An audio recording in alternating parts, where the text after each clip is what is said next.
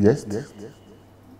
Hello, everybody. Sunday Adelaja here from Kyiv, Ukraine.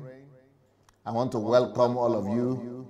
I want to welcome everybody that is here from Europe, from America, from Africa, from all over the world. Well, we're having another special program today with one of our presidential candidates for Nigerian highest office. And you know, this person is a person that is already well known to the Nigerian public, to some extent at least, and I'm sure people in the diaspora too should remember her. But before I introduce her and we begin our conversation, I would like all of you to please go ahead and invite your friends and family members wherever they are. Please look for your friends and family members and go and tag them on this program. Tag your friends and go and invite them. This is going to be an engaging conversation. So share. Go share the message. And I would like to present to you today the presidential candidate for the 2019 election, Mrs. and Professor Remi Sonaiya. Miss Professor, how are you doing today?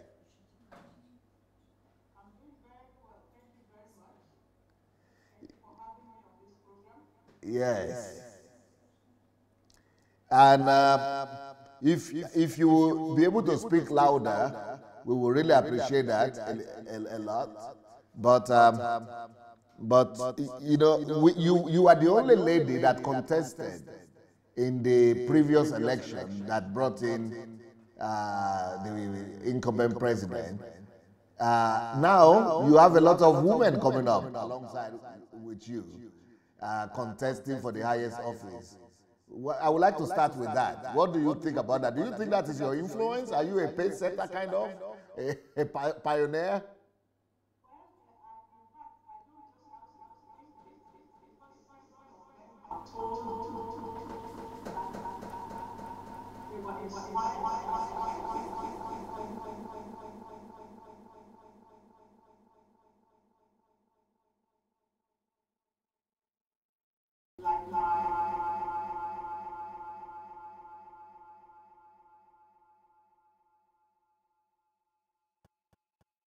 Beautiful.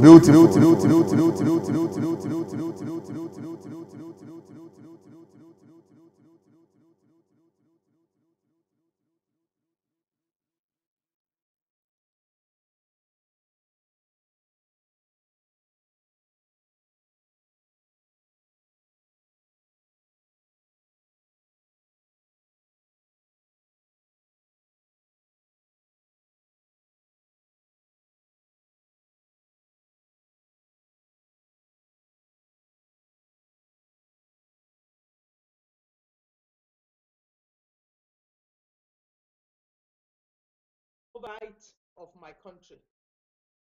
I have had the opportunity to travel a bit. So each time I go and come back, I come with the question regarding how things are, in the places that I have been to and why they are not the same in my own country. So I have grown to have a burden in my heart for my country. Um, would you want me to talk about my background or whatever? All right then. So I am 63 years old, born in Lagos in 1955, to parents who were both teachers, but my parents moved to Ibadan, um, which is our hometown, really. Both of my parents are from Ibadan. So they moved originally, yes, originally from Ibadan. So they moved when I was a year old to Ibadan. My mother set up one of the first private nursery schools in Ibadan.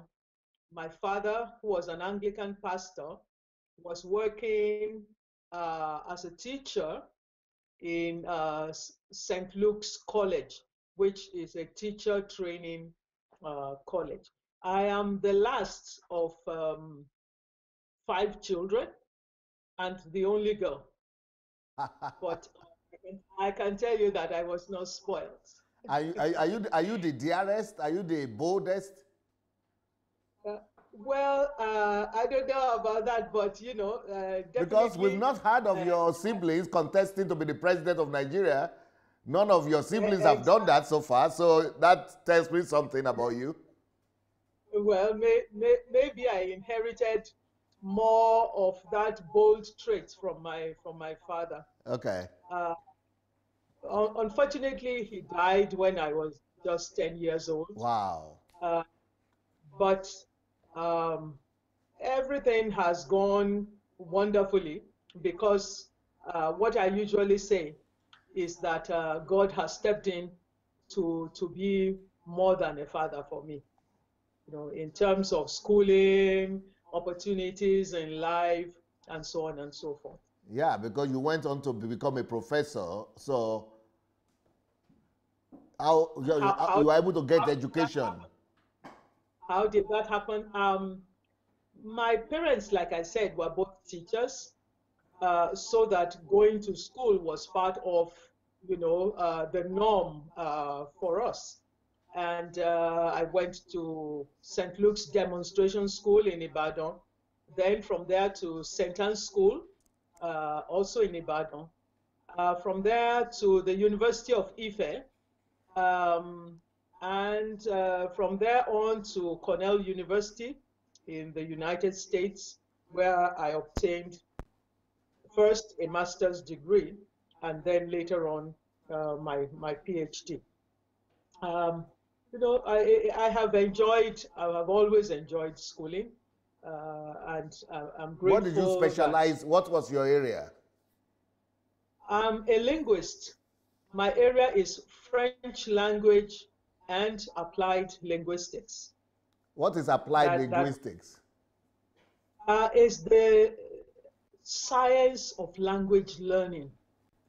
How do we learn languages? That is linguistics itself, but what is applied linguistics? That is the applied there.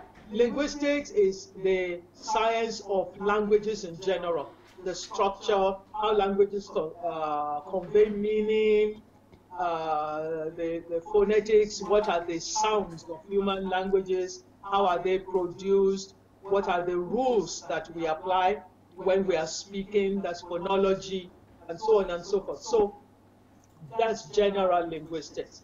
And then it's applied to various things. So I did applied to language teaching and learning. Yeah, And linguistics, we know what linguistics is, but what is applied? that's why I said it's applied to the teaching and learning of languages. So would So that it's say, applied in the sense of you want to see how people, like education? know. Yes, it's part of it, but it's more of language teaching. And if we talk about language learning, for instance, when students, my own students are adult students, all right. So you can compare how children learn languages to how adults learn languages. Children are learning languages, um, acquiring their mother tongue. It's different from adults because adults have already acquired some languages.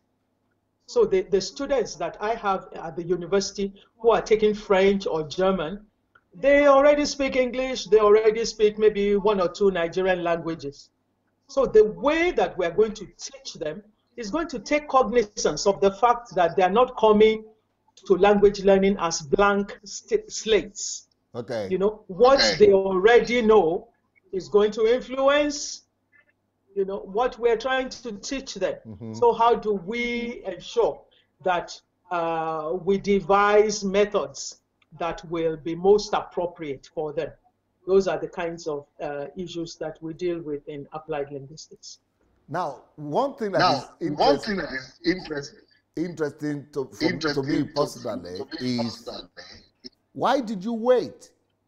Why didn't you start contesting for the presidency when you were like 40 years old? Why did I wait? Well, there is a time and a season for everything. I can say that. However, it's not that I had not been concerned. Over the years, I had been publishing, I had always had this concern about public affairs. You know, why is it that we seem not to be making a headway as a nation and so on? So I have been writing in the newspapers. You know, I would publish an article, something would happen, and I would make a comment on it and so on and so forth. But I was also enjoying my profession. You know, I didn't see myself as a politician. I had trained to be an academic. So I was pursuing that. But the fact is that as things began to go down, as the state of the nation, you know, went from bad to worse, it started to bother me more and more. And it got to a head around, let's say around 2008, when I realized that, oh, you know, some of us have to get involved. Because the realization I had was that we had left our affairs in the hands of people who had no good thoughts for us, really.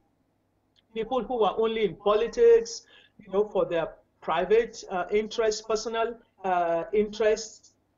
That was when that realization really dawned on me heavily. And the question then came, you know, so what are you going to do about it as an individual? You know, so I had to take some time to reflect. I mean, the academic world is the world that I had known, you know. So I couldn't just jump in and say, okay, you know, there we go. So discuss with my family, my husband, my children, think about it, you know, pray about it, until it became clear to me that I should leave the university. So that was why I wrote my letter of resignation in 2010 and left the university. So your husband must be quite a progressive person to let you be the one to contest, not himself. So, very, very much so, very much so. An unusual Nigerian man. Is he from the academy? Is he academician too? Yes, he is. He's a professor of animal science. And he doesn't want to. He's not dominating over the wife in the home. No, in fact, he's the #1 person who has really supported me and encouraged me to be the best that I can be. I can give you 2 quick examples. Yes. For my PhD, he was the one who said, look, if you are really sure that you want to make a career of academics, then you better go back to get your PhD at Cornell University. Both of us had been at Cornell University in the United States. He did his PhD then. I did a master's. We came back home, and then I did another master's in another related area. But then he said, look, for you to get the kind of sound training that you need to be a, you know, more than average academic, you should go back to Cornell. And that was what I did. And he was here in Nigeria. So I went back to Cornell for like 3.5 years when I did my PhD. The second instance I can give you was that he got a fellowship, a very prestigious fellowship from the German government. It's called the Alexander von Humboldt Foundation Fellowship. He applied for it. That was in 1985 or something like that. He got it. And it was such a good fellowship that when he finished, he told me, you have to get this fellowship too. You have to work hard and make sure that you get it. So I too ultimately got this same fellowship.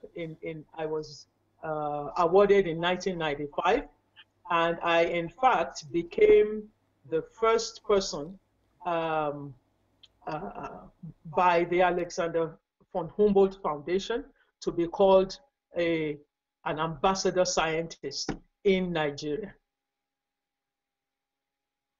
So those are my two examples to show you that I'm married to an unusual man. Yeah. Now, you even though I probably can guess what your husband saw, he probably knows your integrity. He knows you personally being your husband. He knows that you're a Christian. You have high standard of morals and integrity, and he knows that you are the best person for the job in terms of personal character and qualities. I will not deceive you. When I heard about you in 2015, I thought as much. Just listening to you and observing you, I thought you were a Christian, and I thought you probably have the highest integrity out there. But I said, but I will not support her. And I'm going to tell you why. Why not? And also going to tell you that there's too many people like me. And I want to hear of your answer to those people. So people like me, the reason I did not support you is because I was thinking, well, no matter how good she is, she's not going to win. She's not going to win for sure. Because number one, visibility is low. So because not too many people know her. Even if I didn't know her, not too many people know her to be able to win an election as a president. That's number one. Number two, she doesn't have the infrastructure or the money to be able to, win from PDP and those other big party, APC. I'm not going to waste my effort and my energy and my resources and my voting for somebody who's going to lose. I want to be on the winning side. What do you say to people like us? And I would say to people like you that you are in error and that your logic is not well-founded. Okay. Why? Because you know that you are suffering in this system. Right. But somehow you continue to re-elect the same people who are making you suffer. It is not logical. All around the world, people are making fundamental changes. You see, there's this thing about you're always wanting to be on the winning side. Yes. I think it's, I'm not sure whether it's an African thing. No, it's a human thing. It's not. It's not. Otherwise, revolutions and the kinds of radical changes that we see in other places would not be happening. Okay. When a Macron challenged the established order, he wasn't like your, establishment person. Okay. I actually see this also as a kind of maybe limitation of our educational system. Okay. Why I say this is that, for instance, like I said, I studied in the United States. From my interaction with most Americans, what I see that I like about them is that they don't usually say, this can't be done. Okay. The question they would ask themselves is, how will it be done? Okay. Once an idea is accepted, what you should do is, okay, it sounds like a crazy idea. You know, going to the moon sounds like a crazy idea. You know, but they did. And I think that is something that is fundamentally lacking. Because very often we already tell ourselves, no, it won't work, it cannot be done, and so on and so forth. And so we tie ourselves down. We tie ourselves to the very, very stone that prevents us from moving forward. We must begin to challenge such kinds of thinking. Bringing about change requires radical thinking. You know, and I think that that's partly why we are not the most famous discoverers and things like that. You know, because it's risky business. For instance, just to say, hey, you know, let's cross over this mountain and discover what lies at the other side of it. It will involve a lot of risks. Yes. You know, but we want to be comfortable, we want to be safe, we don't want to take risks. And so we remain in the same place. And we only consume the products of the risk-taking of other people. I say, I do not want that.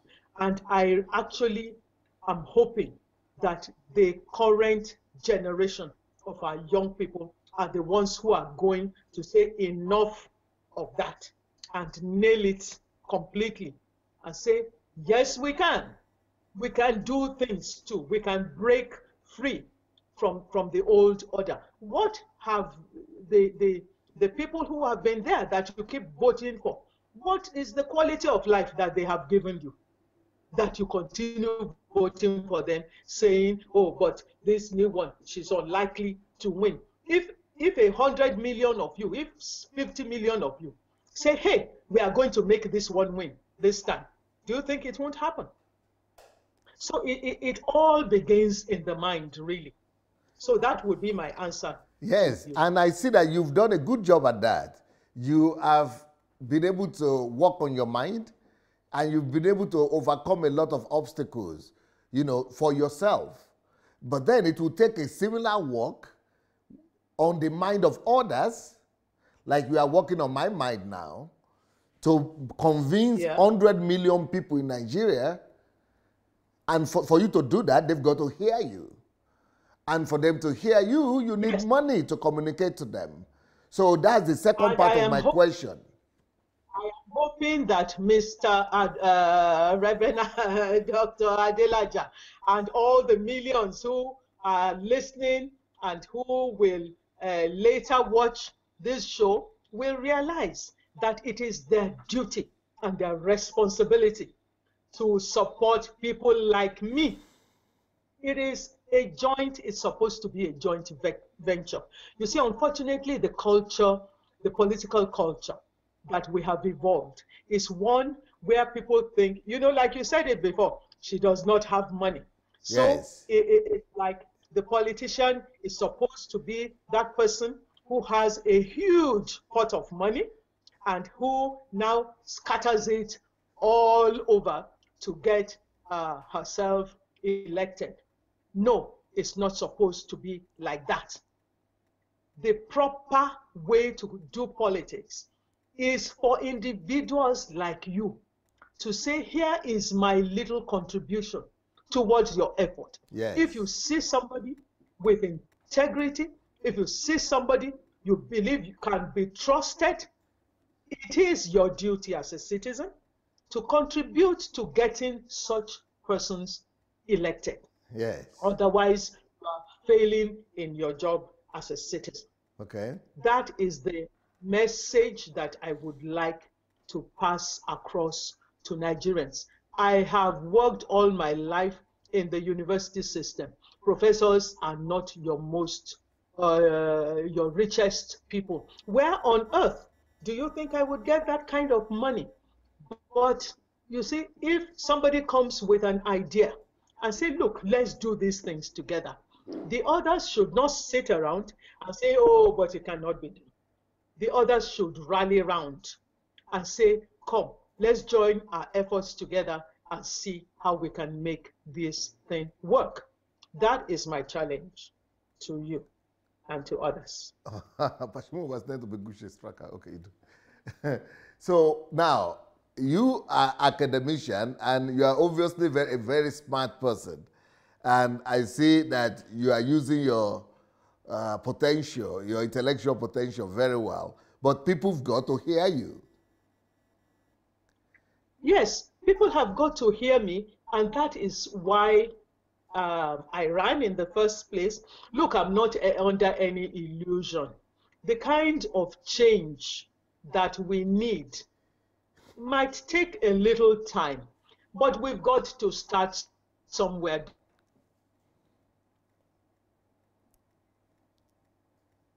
Okay? Oh, did we lose her? Okay, I think we've got to call her back. Different okay, fora, interviews, and so on. Yes. Hello, you want to say something? No, I just lost you for a few minutes. Now you are back. Oh, okay. But I will need you to move your head backward a little bit, otherwise you are cutting off your head. Okay. Yeah. Okay. Yes. All right. Is this better? Excellent. All right. So I was saying that I'm not under any illusion as to how quickly the kind of transformation of the mind that we need, how quickly it will take place. I must say, though, that I believe in miracles. However, doing a miracle is not in my power. Yeah.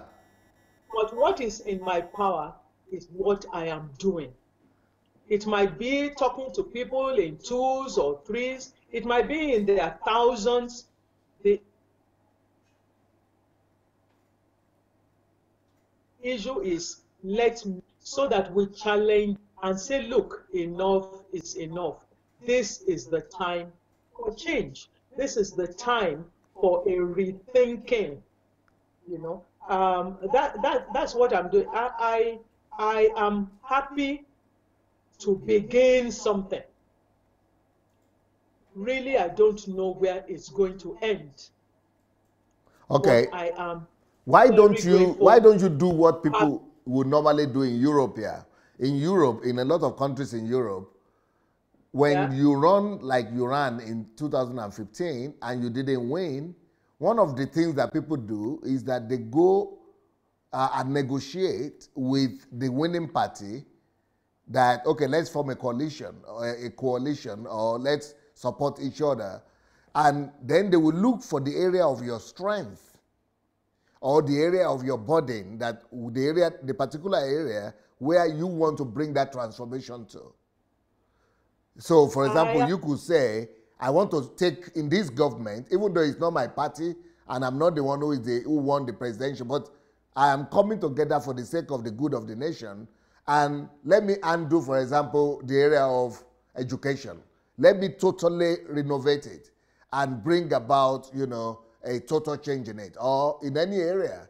What do you think about that? In our own system.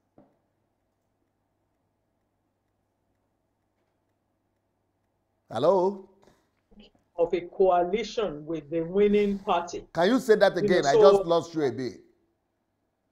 Okay, I'm saying that I had not worked, I had not formed like a coalition with the party that won, with APC. Yeah. On what basis would I approach them and say, put me in charge of education or whatever? No, I don't think so. The system here is almost like a winner-take-all system. And, so they are the ones who would determine the persons that they would appoint to various positions, various offices. I did not think that I would have been considered anyway, because I am not sure that there were even enough positions for all the interested parties on their own side. So I'm content to keep doing what I'm doing, and knowing fully well that I'm contributing to something. But are you also And content being doing it alone, or being a lone ranger? Or you would like to consider coming together with a lot of young people, both men and women, that, who are first timers and are coming out. Somebody is, a lot of us think that if we could just make all these people to unite and form like a shadow government, and just identify each person's strength, and distribute and just trust somebody and form a team of rescuing or salvaging Nigeria. Do you ever consider, partnering with all other young candidates? Definitely. In fact, the idea you are expressing is one that many Nigerians have been expressing as well, saying, "Hey, why do we need, maybe 40-something, 50-something presidential candidates?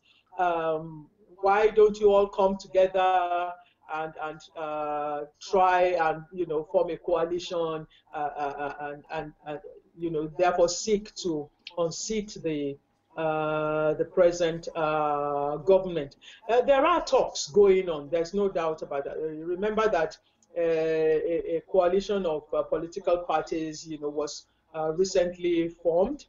My party was part of that effort. We are waiting to see what would come of that. But also, there are various fora where discussions are ongoing among candidates and among political parties to see whether we could not really collaborate more effectively. The thing is that usually many of the candidates, have their private agenda, private motivation, and so on and so forth. But it is likely that something will happen ultimately, maybe as the time draws closer. Now, you mentioned your party. The last time you ran under the umbrella of a certain party, is it COA you call it? COA party, yes, COA party. Can you tell us a few things about that party? COA party was started in 2009. It was registered as a political party. It was founded by Nigerians who were tired of the established political order and the way that the affairs of the country were being run. So these were mostly professionals, technocrats, who were ashamed of what was happening in the country. I'm sure you probably have had the experience too, that foreigners would look at you and say, "Hey, Dr. Adelaja, there are people like you in Nigeria. How come your country is being so poorly run?" Yes. There are Nigerians doing incredible stuff all over the world, contributing in no small measure, to the successes of other countries.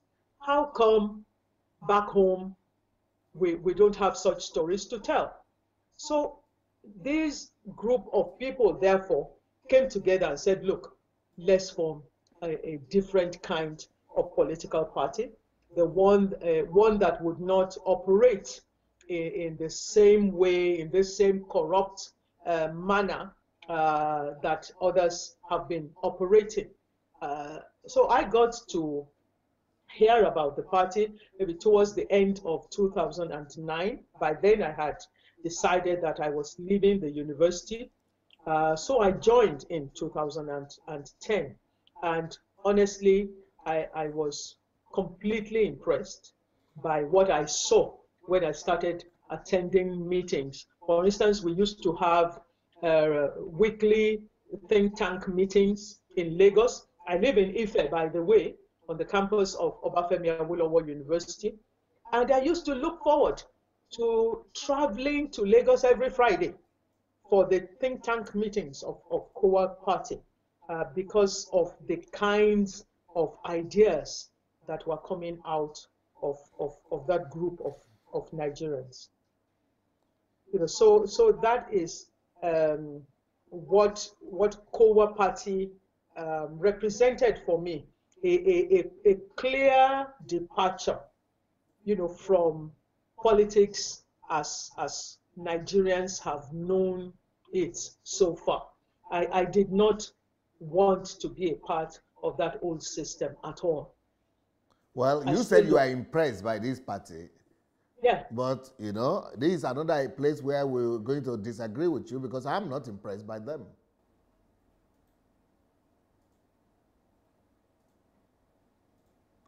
And I have my reasons. Oh my, I lost.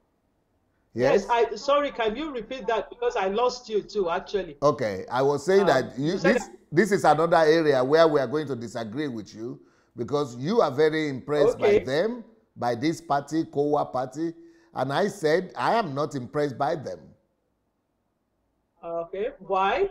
Okay. If I may ask. The reason why I am not impressed by them is because this is my assessment that they have done a bad job, even on their own presidential candidate. I mean, if a party has been existing in Nigeria for 10 years and they are hardly known, I don't think too many people in Nigeria know who they are. So what are they doing? They're just brainstorming? No. More people now know. Maybe because you are out of the country. You don't realize that many people now know COA Party. I'm afraid that most Nigerians don't know about the country right now. Let me say this clearly. Yes, you are right to a certain degree. How come the other parties are known? Yeah. How come they are known? Because they are spending your money, which they have free access to splash their name, their faces, their images all around the country. It is our money. Becoming known takes money. It requires money. And it sort of pains me, when you are here trying to, put in your own personal resources from your pocket. Look, I am a retired person. I am using my retirement money, to try and get my voice out there, to try and get my message out there. Is that not part of the failure of your party? It is not a failure. You don't recognize the odds that are stacked against us. We have a system that stinks. A political system that stinks in the country.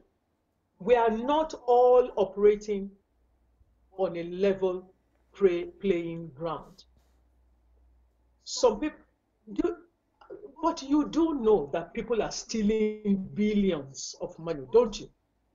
I do. It's in the papers. All this money that is being stolen, what do you think it goes, part of what it goes into is to fund this corrupt political system that we have evolved. You want me to object you? Pardon me? Can I object you a little bit? Of course. Okay. We are in a conversation. Okay. Do you know one of the newer candidates for political position in Nigeria is a friend that has been interviewed here as well, who is, you know, Showore, whatever his name is. I'm sure you've heard about him. Yele Showore. Yes. Now, you know, he is right now better known than your party is. And he doesn't have money as much, just like you don't have. It takes more than money sometimes. It's not just money sometimes. It takes skills. It takes, you know, charisma, some kind of, it takes some strategy at the end of the day. I quite agree with you, you know, that it's not all about money. But I do tell you that for Nigerian politics, you know, we have to concede that money plays a huge, huge role. I don't know how rich Mr. Showore is, but he also just does happen to have a platform. Is, you know, the owner of Sahara Reporters. That is a platform that can also be, you know, well exploited for making him known as well. And I'm happy that new people like that are coming in and seeking to make a difference. That is really the issue. You know, that Nigerians must be told that they have a choice. We have choices. It's not only about the ones that have been there already, you know, having a stranglehold upon us. No, we have choices, and I am glad that new people have come out. Well, when I had my choices in 2015, either to vote for you or to vote for Buhari, I supported Buhari because I put you at par with him in terms of integrity. But I knew that he was better known and he had wider support system. So what I'm saying is, right now, what will you say qualifies you that, how will you assure me or any other Nigerian that you will do better? Can you give me 5 reasons why you will do better than Buhari? Because I think he's a man of integrity too, but he has not done too well. Despite the fact that he's a man of integrity, he has not fixed the country. So what will you say are the reasons why you will do better than him? Look, let's first of all debunk this integrity thing about President Buhari. I was not convinced at all about his integrity in 2015, and that was partly why I came out. Because actually I was looking for a credible candidate that I could support. It was because I did not find any that I chose to run myself on the platform of my party. And the fact of the matter is that you have all been proven to be wrong, to have wrong judgment of character. Because for me, it was clear that I could not trust this man at that, right from there. There was a fundamental flaw. If you are able to have a decree promulgated that was retroactive and that would make people lose their lives, I think that there is reason to question your sense of justice fundamentally. You know, so I was not, you know, all this enthusiasm about, you know, an austere man, you know, integrity and so on and so forth. I couldn't go with that in any case. You know, maybe I have higher standards of measurement, you know, than most Nigerians. And it is true. It is true that in politics, because those who have been there are of such poor quality, then anybody who just seems to have a little bit of something that is different, now comes up looking like, this is the person that we are looking for. Also, I would like to say that we must begin to diminish this this attitude of wanting a messiah.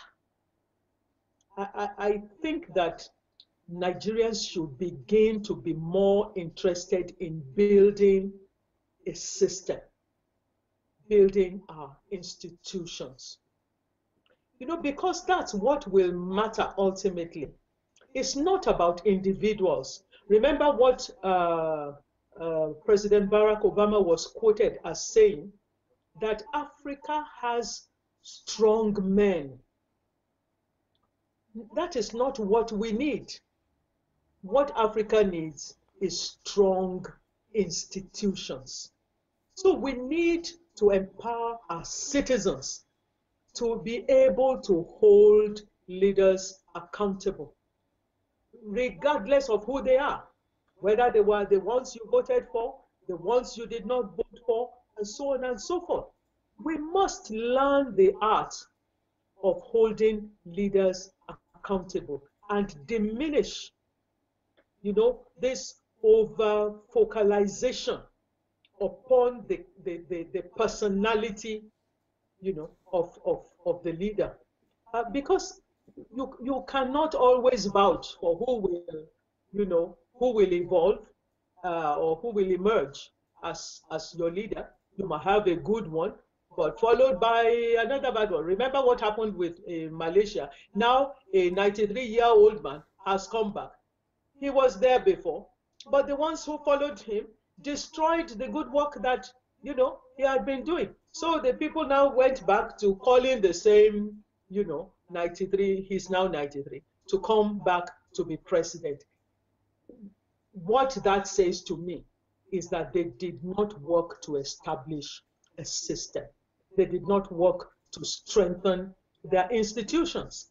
And that is going to be very, very important. We should not be about personalities. We should be about strengthening our institutions and establishing a viable, sustainable system.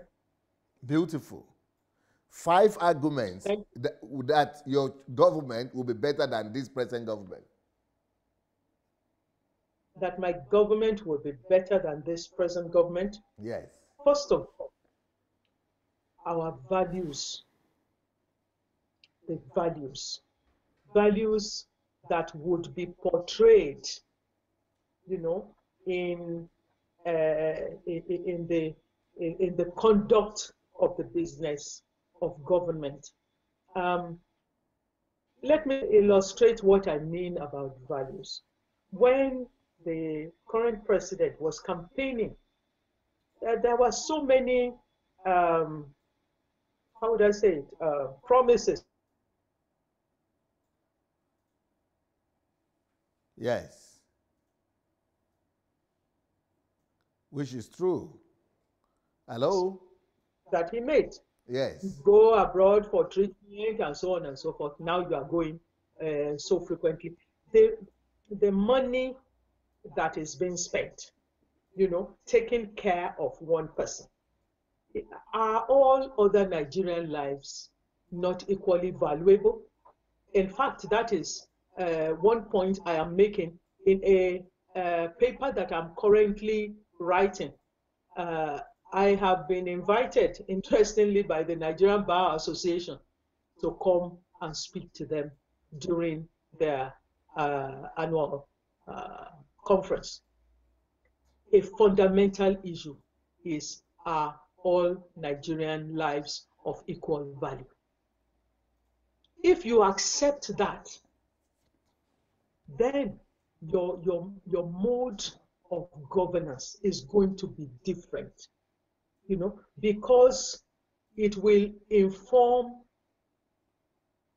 all that you do. in terms of providing equal access to every single Nigerian. Equal access of opportunity, education, in services, whatever. Let all Nigerians have equal opportunity in terms of access. Then those who work hard and distinguish themselves will reap the benefits of it.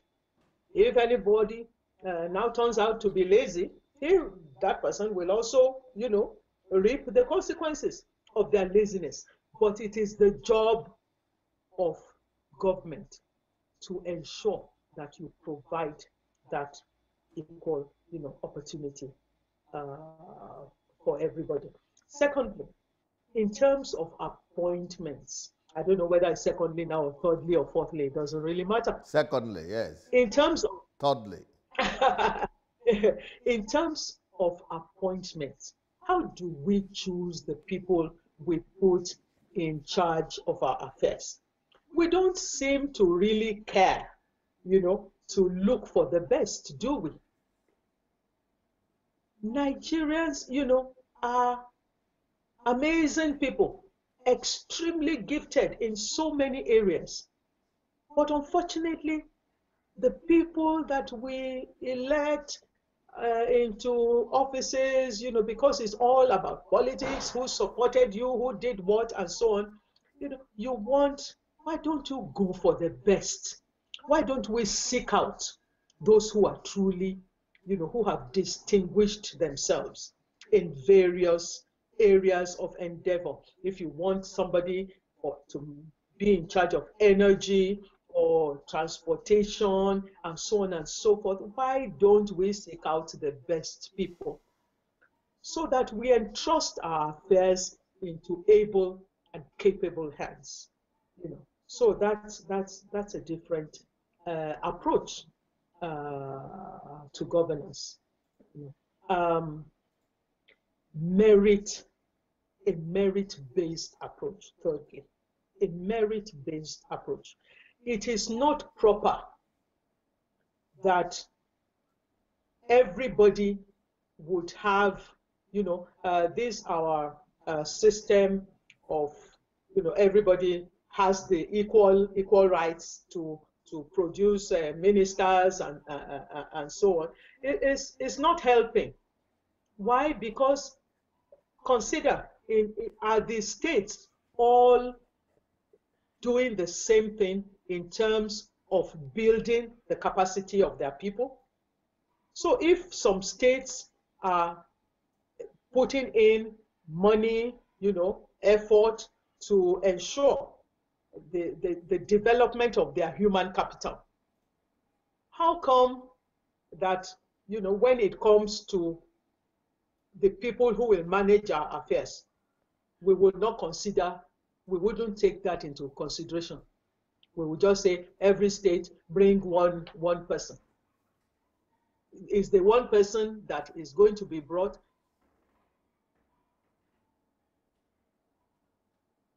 is that person? Those are issues that we must go to be concerned about. This is the 21st century. The people are moving fast. We are running a system that is keeping us behind. Excellent. We can make crucial. Hello? Education is crucial. Hello, can you hear me? I couldn't hear you very well. Can you repeat the last phrase or the last sentence? I said education is crucial. Okay. All right? Yes. In fact, I have expressed the opinion that we should just declare a state of emergency for our education sector. What they're teaching to a large degree are not the skills that are needed to function properly in the 21st century. So I would just leave it at that, because we cannot be competitive if our whole approach to education is antiquated. And I have been in the education system, so I know what I'm talking about.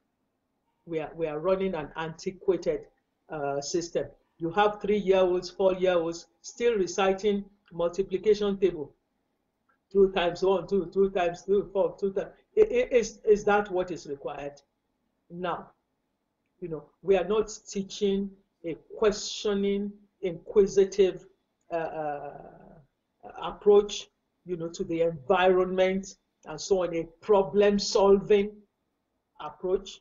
That's why we keep on looking for foreign people to come and solve our problems for us.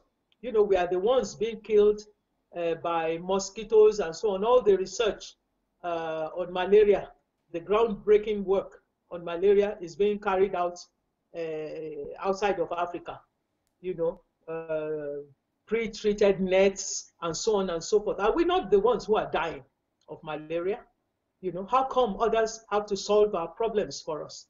The issues about erosion in various parts of the country. Why can we not handle that? If our education is not producing problem solvers for us, then it has failed.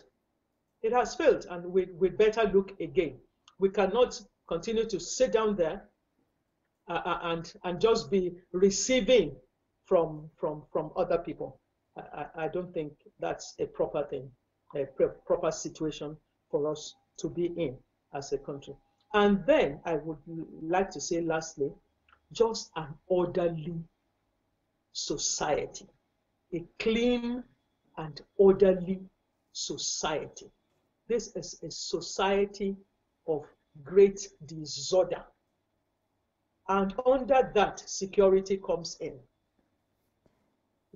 We are so used, I believe, to disorder, to things not working. Laws will be made, but you are not really expected to keep them anyway, because you see that those that are in positions of authority, they don't keep the laws. So why should you?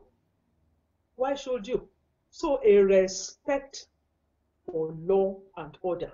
And as that happens, we will find ourselves living in a safer and more secure environment. So let me leave it at that for now. Beautiful. Is that what you mean by your program that is called Initiative, Restart Nigeria Initiative? Is that what it embodies? The Restart Nigeria Initiative encompasses all of that. It encompasses all of that because this is an initiative that seeks to transmit to young people this new, to governance, really. That governance is not about violence, it's not about, just look at what we see on TV when they show us the people at the national assemblies, either the National Assembly or the state assemblies boxing each other and so on and so forth. What kind of portrayal, of governance is that?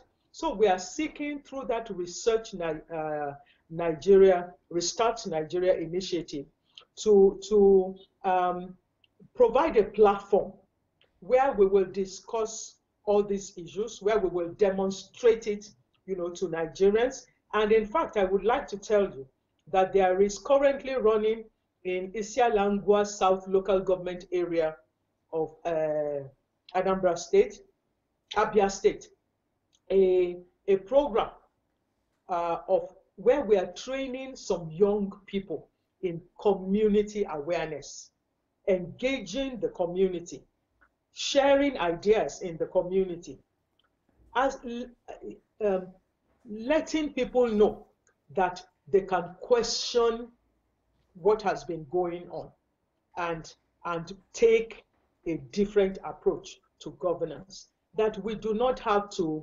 continue in this cycle of poor governance, very low standards of living for the people, abject poverty, and so on and so forth. Like I had mentioned before, engaging with those that we put in positions of leadership and authority, and demanding accountability for them. So that program is going on.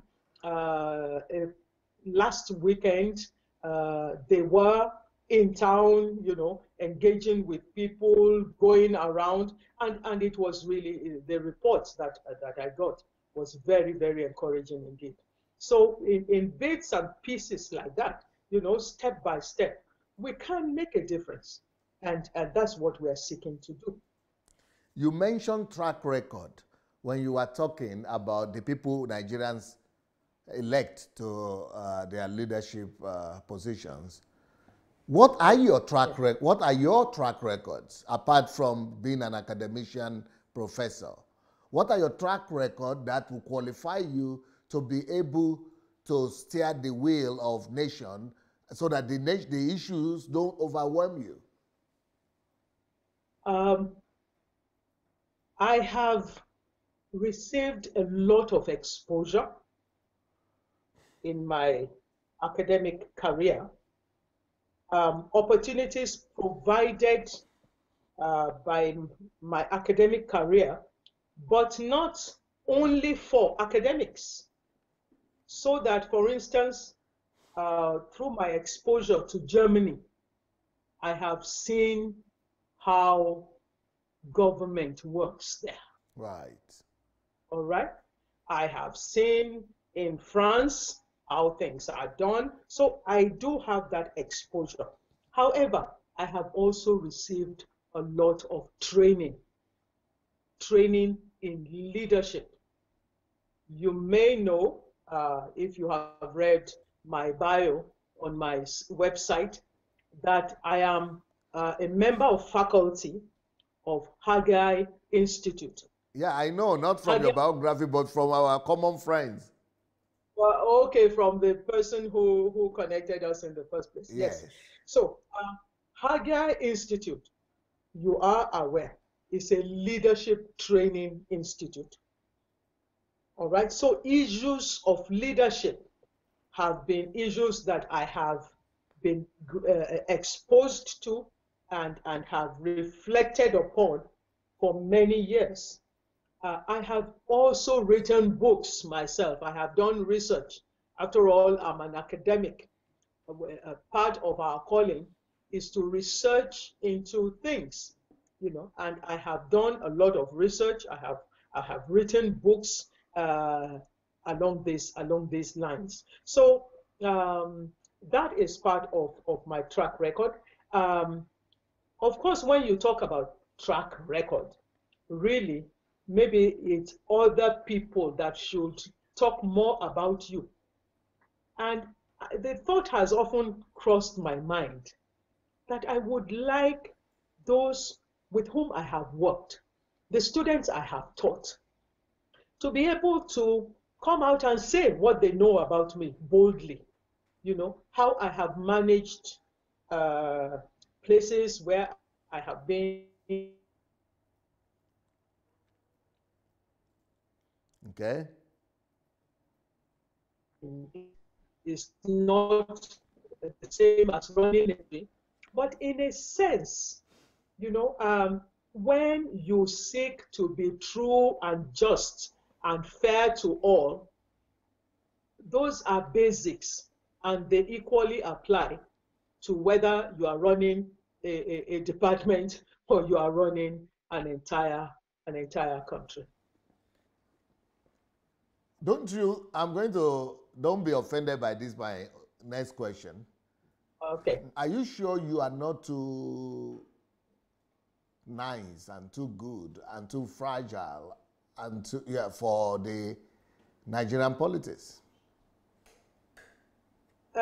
So you prefer people who behave like touts and brigands and whatever? Are those the ones that are preferable? And I just wanted you to survive it. Nigerians are just like other people. You see, I would like us to change our narrative about Nigeria, because people always say this is Nigeria, as if we're a different group of human beings. We are not. We are like other people. We want to live in safety. Yes. We want good jobs. We want we want good opportunities for ourselves and for our children. Those are basic human needs. Let us not continue to tell ourselves that you have to be, whether it's a thief or a rogue or a violent person and so on, to be in politics in Nigeria. It is enough. It is enough. Let us change that narrative. Having said that, however, I can assure you that I'm not a chicken-hearted or lily-livered human being. I can tell you that up front. I'm quoting, by the way, my former vice.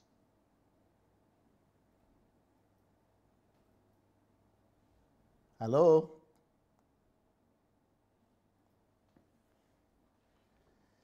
Hello? It's like, did we lose her? I hope we didn't. Hello? I think we might need to call her back. I think we need to call her back. Well, I'm having an engaging conversation here.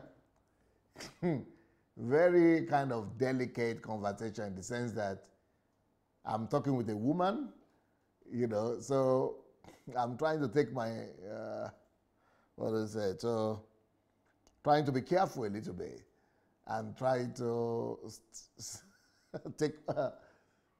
take my steps with care. And also, this woman looks very innocent, too innocent for me. Very innocent and very fragile and very delicate kind of. So I think that, that's why I'm asking her the question. And I would like to see what people are thinking. I hope the comments are coming on. And please let your comments keep on coming. And and go and share. Let's go and share the message. She looks pretty convincing, but, we'd like to see what you think. And we're trying to get her back.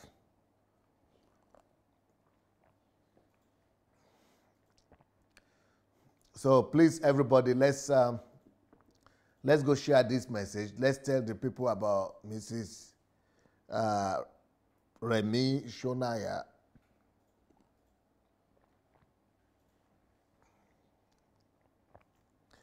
And let's если у нас видео или что-то о ней, давайте запустим это пока. Пожалуйста, запустите, чтобы я мог. I think we have some information about her.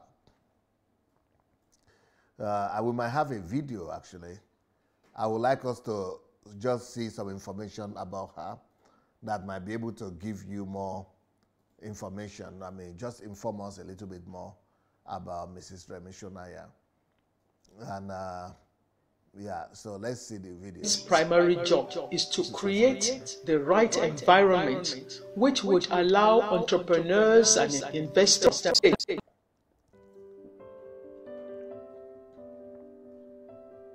Many people have asked me what I would bring to Aso Rock should I win in 2019. My answer is this: just 5 things. Number 1, restructuring and devolution of power to the states and local government areas, as well as security and state policing. This is essential because the power concentrated in the center is obviously overwhelming and seriously undermining the effectiveness of the federal government. Take the issue of the herdsmen's attacks in various places. If the states had their own police network, the president would not have to ask the IG to relocate to Benue State and thereby abandon the rest of the country. The role of the federal government should be to bring in heavy firepower and intelligence capabilities. Number two, military service. I believe that decades of indiscipline and disorganization cannot be solved merely by good plans and good intentions. A system of strict social retraining is essential. If you look at the most innovative countries by 2018 rankings, the top 5 are South Korea, Sweden, Singapore, Germany, and Switzerland. Except for Germany, all the other countries in those top 5 positions have compulsory military service. Germany, the exception, is, as we know, a country whose national culture is based on discipline, and there is even a historical reason for not having compulsory military service.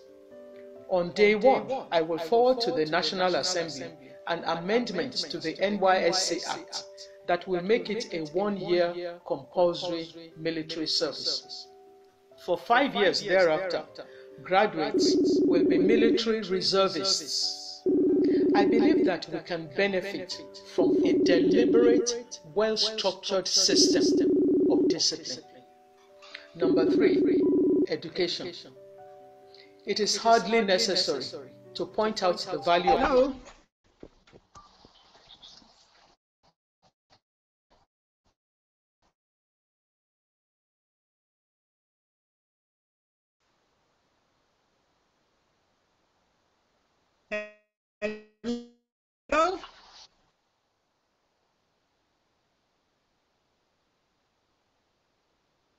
Hello, can you see me?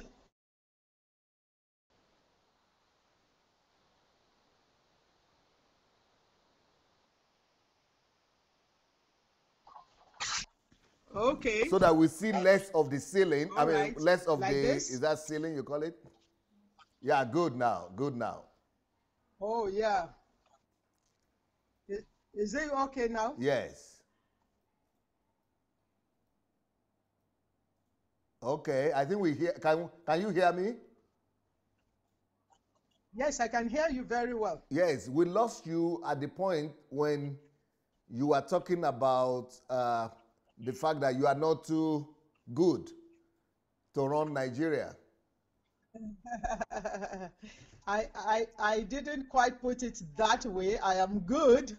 I said I was not chicken-hearted Okay. and lily-livered, Yes. quoting my former Vice Chancellor, Professor Oluwasanmi of the University of Ife then.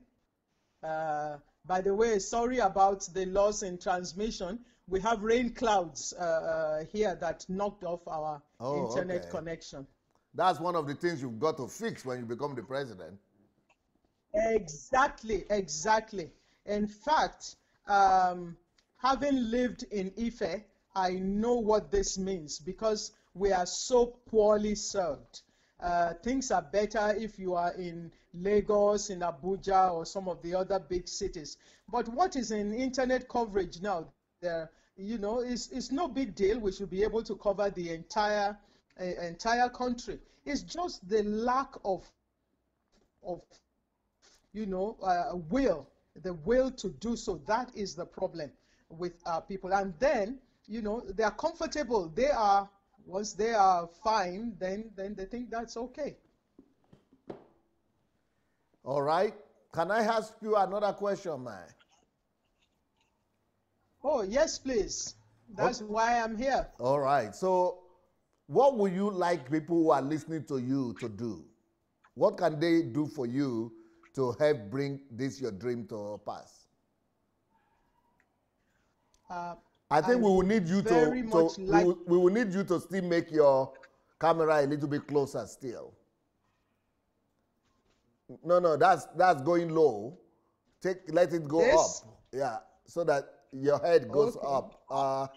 Yeah, it needs to go up more.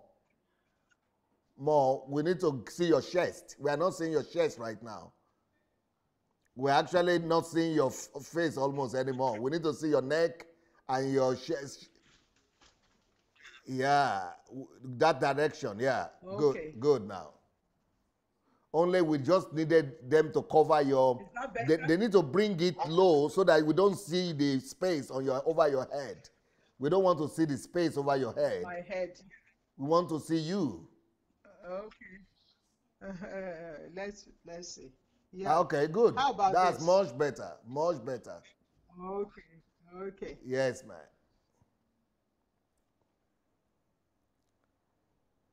Yes, you are.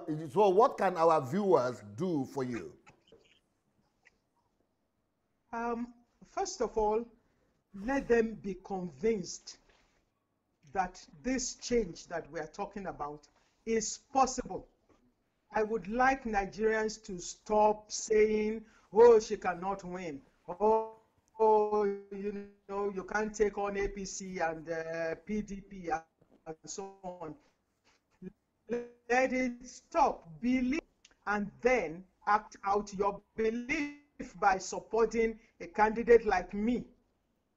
Rally round support. I cannot get this message out.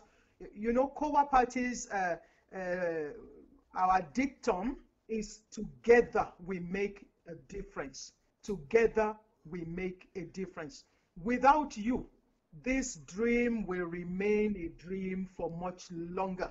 It is as soon as you recognize that this is something we must do together that we will begin to achieve objectives.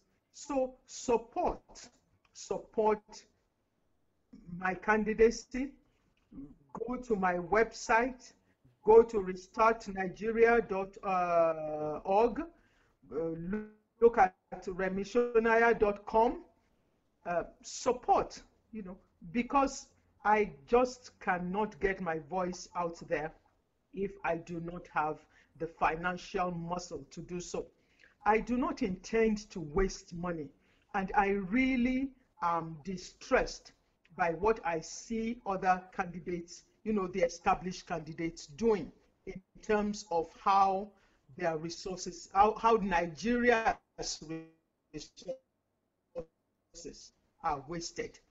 But look, to carry out a credible campaign, one needs a decent, you know, quite a tidy sum, really, some money. So your 5 naira, your 10 naira, your 1,000 naira, your 50,000 naira, your 500,000 naira, all of that would go a long way to help us to get to where we wish to go. And the benefit will be for everybody, really. What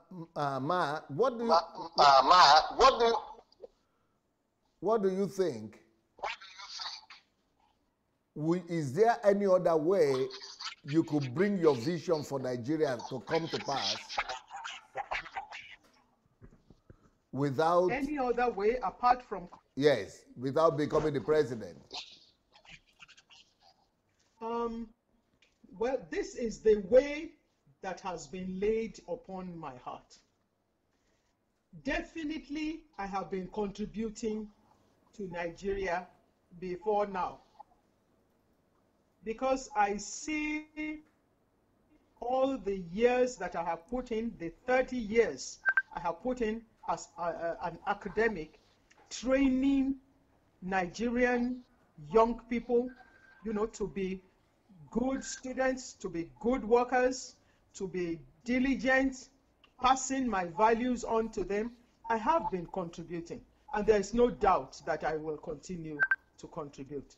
However, this particular way of contributing has been laid upon my heart to do, so I am going to go ahead and do it. Okay, but you have not won your ticket yet, the ticket of your party. We have not had our primaries yet. You've not had your primaries yet. So, Hello? no, we have not. We have not. Okay. But I'm very hopeful. We haven't had our primaries yet.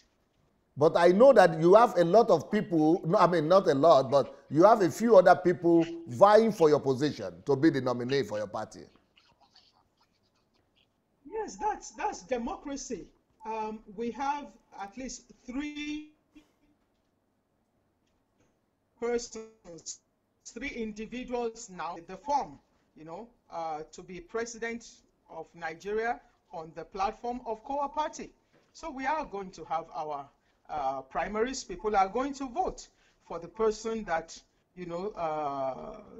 for their preferred aspirant, and that person will become our candidate.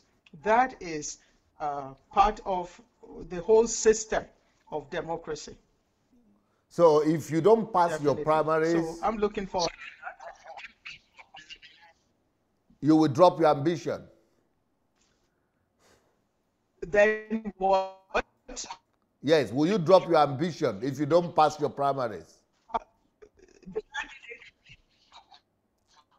Hello? There's no doubt about that. I mean, we don't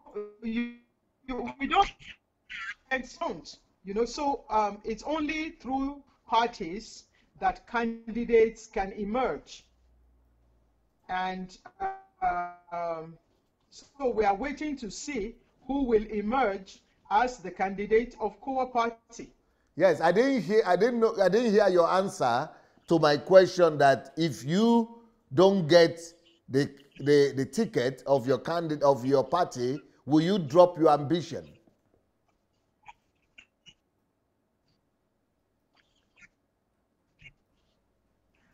Understanding your question, because that is the only way that I can become a candidate if I win the primaries of my party. Yes. Yes.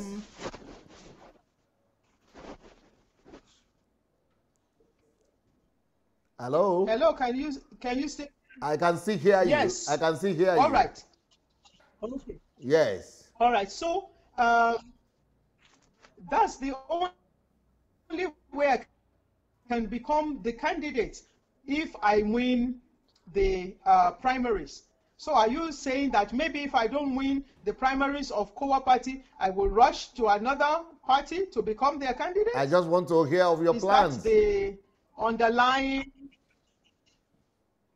No, that's the only way. That's what I'm saying. That's my answer. The only way I can run is if I emerge as the candidate of COA party. If I win the primaries, that's the only way that I can run. So if you don't win, you will not run.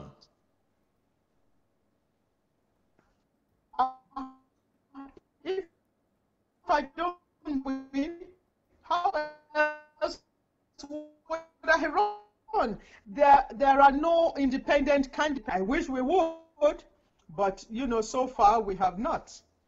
It's not a possibility as yet. Yeah, because the reason I'm asking this question is because I heard another person from your party being interviewed on a Nigerian television, and the person said he is sure of winning the ticket for COA party. Well, we'll see now. I tend not to talk like that. All right? I tend not to talk like that. I have heard so many people say that they are sure. In fact, during the last elections, somebody, before the last elections, one person who was going to be a candidate called me to a meeting and said I should dump my party to come to his own party because he was sure that he would become the president of Nigeria. So I should come over to his party so that I could be part of his cabinet. I, nicely declined, saying that, well, I did not have such conviction, and therefore I wished him well. He didn't even end up, as a candidate. So that's fine. Let those let those who are sure go ahead and do what they're supposed to do anyway. You know, whether you are sure or not, people still have to vote. You know, so I'll just rest my case there. Professor, you have done so well today. You are a stunt fighter and a crusader and a debater as well. And Thank you very much. You are not an easy person yourself, you know. you are good. Well, thank you so much. Thank you. It's I not, have enjoyed it's not easy the last to 1.5 hours with you. Okay, we wish you well, and I want to encourage everybody that is watching this program to go and share this message. Please go share the message, share the message, call your friends and family members, tag them, let them get to know about this wonderful person. It's a dream to have someone like that become the president of Nigeria, but dreams do come to pass. So we'll wait and Yes, see and pray for her. yes. Thank you very much. Th It's been my pleasure to be on your program. Thank you, For man. having me. Thank you so much. God bless. Bye. Thank you. God bless you Bye. too.